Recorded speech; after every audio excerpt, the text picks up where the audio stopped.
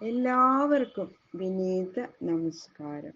ശ്രീമദ് ഭാഗവതം ദശമസ്കന്ധം അധ്യായം 35 ശ്ലോകം 12, 13, 14, 15, 16, 17 6 ശ്ലോകങ്ങൾ ഇന്ന് നമുക്ക് നോക്കാം.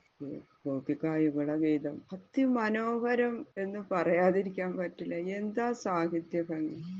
എങ്ങനെയാ അത് വർണ്ണിക്കേണ്ടതെന്ന് അറിയില്ല, അത്രയും മനോഹരം. കോമളം കൂജയൻ വേണും ശ്യാമളോയം കുമാരക വേദവേദ്യം പരം ബ്രഹ്മ അസതാം പുരതോ മമ. ഓം നമോ ഭഗവതേ വാസുദേവായ. ഓം നമോ ഭഗവതേ വാസുദേവായ. ഓം നമോ ഭഗവതേ വാസുദേവായ. ശ്ലോകം 12. സഹബലസ്രഗവദംസവിലാസ സാനുഷുക്ഷിതികൃതോ വ്രജദേവ്യ ഹർഷയന്യർഹി വേണുരവേണ ജാതഹർഷ ഉപരംഭതി വിശ്വം. ആ വേണുഗാനം ചെയ്യുന്ന ശ്രീകൃഷ്ണനെ മേഘവും സേവിക്കണു എന്ന് വേറൊരു ഗോപി പറയാ. ആ ഗോപി പറയാണ്, ഹേ വ്രജസുന്ദരികളായ ഗോപികളെ, ആ കർണത്തില് അതിമനോഹരമായ പൂമാലകളൊക്കെ ധരിച്ച് ആ ബലരാമനോട് ചേർന്ന് ഗോവർദ്ധന പർവ്വതത്തിന്റെ സമീപത്ത് വളരെ സന്തോഷത്തോടെ നിൽക്കണ ആ ശ്രീകൃഷ്ണ ഭഗവാൻ ഉണ്ടല്ലോ, ഭഗവാന്റെ കാരുണ്യാധിക്യത്താൽ ലോകത്തെ മുഴുവനും ഇപ്പൊ ആനന്ദിപ്പിക്കണം.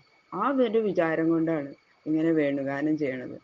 മഹദതിക്രമണ ശങ്കിത ചേത മന്ദമന്ദമനുഗർജതി മേഘ സുഹൃദമഭ്യവർഷൽ സുമനോഭി ഛായയാ ച വിദധൽ വ്രതപത്രം.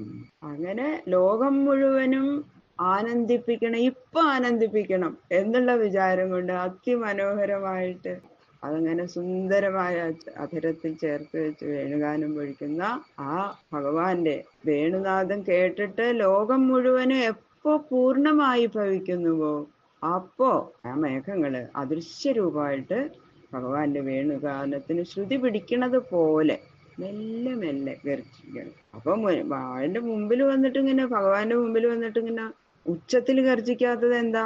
ഇത്രയും മധുരമായിട്ട് ഇങ്ങനെ വേണുനാദം പൊഴിക്കുന്ന സമയത്ത് അത് ഭയങ്കര ഉച്ചത്തിൽ മുഴക്കാൻ പാടുണ്ടോ മേഘം? അതാണ് മേഘം അതിന് പാകത്തിന് മന്ദം ഗർജിച്ചു, ആ ശ്രുതി മീട്ടണ പോലെ അത്രയും മധുരമായിട്ട് മേഘത്തിനും സാധിച്ചു എന്നുള്ളതാണ്.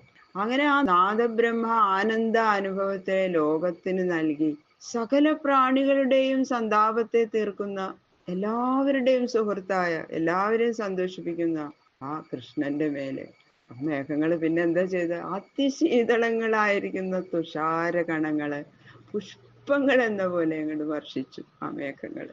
എന്താ ഒരു ഭംഗിയല്ലേ വാക്കുകളുടെ. അപ്പോ ആ കൃഷ്ണന്റെ ഉപരിഭാഗത്തിൽ ഇങ്ങനെ വ്യാപിച്ചു നിൽക്കുന്ന ആ മേഘപടലത്തെ കണ്ടാൽ ഗാനശ്രദ്ധയോടെ നിൽക്കുന്ന ശ്രീകൃഷ്ണ ഭഗവാനെ വെയിൽ കൊള്ളാതെ രക്ഷിക്കാനായിട്ട് തന്റെ ഛായ കൊണ്ട് കുട പിടിക്കുകയാണോ എന്ന് തോന്നുന്നു. ഇങ്ങനെ മേഘവും അനുമോദിക്കുന്ന ആ വേണുഗാനത്തെ പ്രയോഗിക്കുന്ന ഭഗവാന്റെ വിയോഗം നമ്മൾക്ക് അസഖ്യമായിരിക്കുന്നതിൽ എന്താ ആശ്ചര്യമാണ് സഖി. അപ്പൊ വേറൊരു ഗോപസ്ത്രീ പറയണു, യശോദമ്മോട് പറയാ, വിവിധ ഗോപചരണേഷു വിദഗ്ധോ വേണുവാദ്യൗരുധാ നിജശിക്ഷാ തവ സുദസ്സതി യഥാദരബിംബേ ദത്തവേണു അനയൽ സ്വരജാതി. പറയണ്, എന്റെ യശോദേ, നിന്റെ മകനുണ്ടല്ലോ, ആ തൊണ്ടിപ്പഴം പോലെ തുടുത്ത ആഭരത്തില് ആ വേണു ചേർത്ത് ഇങ്ങനെ അതിമനോഹരമായിട്ട് മധുരമധുരമായിട്ട് വേണു ആലപിക്കുമ്പോൾ അതിൽ നിന്ന് പുറപ്പെടുന്ന സംഗീതം എപ്പോൾ പുറത്തു വരുന്നുവോ അപ്പോ മന്ത്രം, മധ്യമം, താരം എന്നിങ്ങനെ ആ ക്രമേണ പുറപ്പെടുന്ന ആ ഗീതധ്വനികൾ കേട്ടുകൊണ്ട് നിൽക്കണം ദേവേന്ദ്രൻ, മഹാദേവൻ, ബ്രഹ്മാവ് മുതലായിട്ടുള്ള ശ്രേഷ്ഠന്മാര്. അവരൊക്കെ ഇതിനെ പറ്റിയിട്ടൊക്കെ നല്ല അറിവാ. ശബ്ദജാലത്തെ സൃഷ്ടിച്ച മഹാനിപുണന്മാരാണ് അവര്. എങ്കിലും ശ്രീകൃഷ്ണ ഭഗവാൻ ചെയ്യണമെന്ന ഈ സ്വര ആലാപ ഭേദങ്ങള് നിർണയിച്ച് അറിയാൻ അവർക്കും കൂടി ശക്തിയില്ലാതെ അവരിങ്ങനെ അന്തം വിട്ട് നിൽക്കുക. തങ്ങളുടെ ഈ പാണ്ഡിത്യ ഗർവം തീരെ പരിത്യജിച്ചും കൊണ്ട് ഇതെങ്ങനെ എന്തൊരു സ്വരാണ് ഇതിൻ്റെ ഉള്ളെന്ന് പറയണത്. ഇത് അതുപോലെ അതിനു മുമ്പ് കേൾക്കാത്തതാണ് അവര്, ആരും കേട്ടിട്ടില്ല ഇതുപോലെ. അതിലിങ്ങനെ ലയിച്ചു നിൽക്കണു. അറിവുണ്ട് എന്ന് നടിച്ചിരുന്ന അവർക്ക് പോലും മനസ്സിലായി ഇതിനേക്കാളും മീതെ ആർക്കും ഇനി ഒരു വേണുഗാനം പൊഴിക്കാൻ സാധിക്കില്ല. അങ്ങനെ അവരുടെ ആ പാണ്ഡിത്യ ഗർവം പരിത്യജിച്ചിട്ട് ഗീതശ്രവണ ആനന്ദ ആധിക്യത്താൽ തങ്ങളെ തന്നെ മറന്ന് എല്ലാം മറന്ന് അതിലിങ്ങനെ ലയിച്ച് മോഹം പ്രാപിച്ചു എന്നാ പറയണത്. അപ്പൊ പിന്നെ ആ സ്ഥിതിക്ക് ഞങ്ങള് മോഹിക്കുന്നത് ആശ്ചര്യമാണോ യശോദ ഒന്ന് പറയൂ എന്ന് പറയാണ് ആ ഗോപസ്ത്രീ. വേറൊരു ഗോപസ്ത്രീ പറയണു, നിജപദാബ്ജദളേ ധ്വജവജ്രനീരജാങ്കുശ വിചിത്രലലാമൈ വ്രജഭുവ ശമയൻ കുരതോദം വർഷ്മധുര്യഗതി ഈഡിതവേണു. ഭഗവാന്റെ ആ പാദപത്മങ്ങളില് കൊടിക്കൂറ, വജ്രായുധം, താമരപ്പൂവ്, അങ്കുശം ഇങ്ങനെ ആകൃതിയിലുള്ള വിചിത്ര രേഖകൾ കൊണ്ട് അലങ്കരിച്ചിരിക്കുകയാണ്.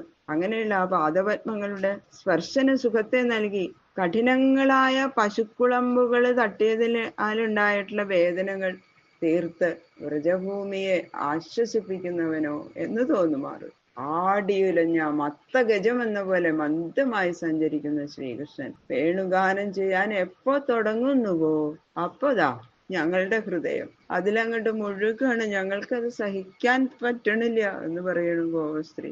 വ്രജതിതേന വയം സവിലാസ വീക്ഷണാർപ്പിത മനോഭവ വേഗ കുജഗതിം ഗമിതാ നവിദാമ കശ്മലേന കബരം വസനം.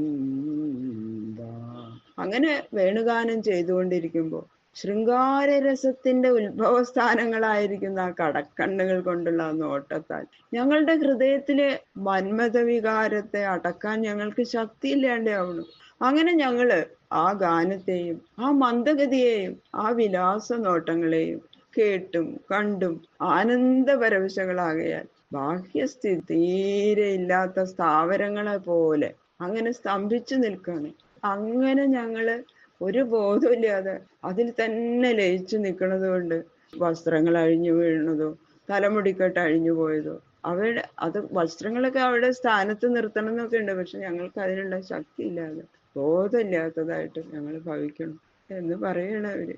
ബാക്കിയുള്ള ശ്ലോകങ്ങള് നാളെ നോക്കാം. സർവത്ര ഗോവിന്ദനാമ സങ്കീർത്തനം ഗോവിന്ദ ഗോവിന്ദ.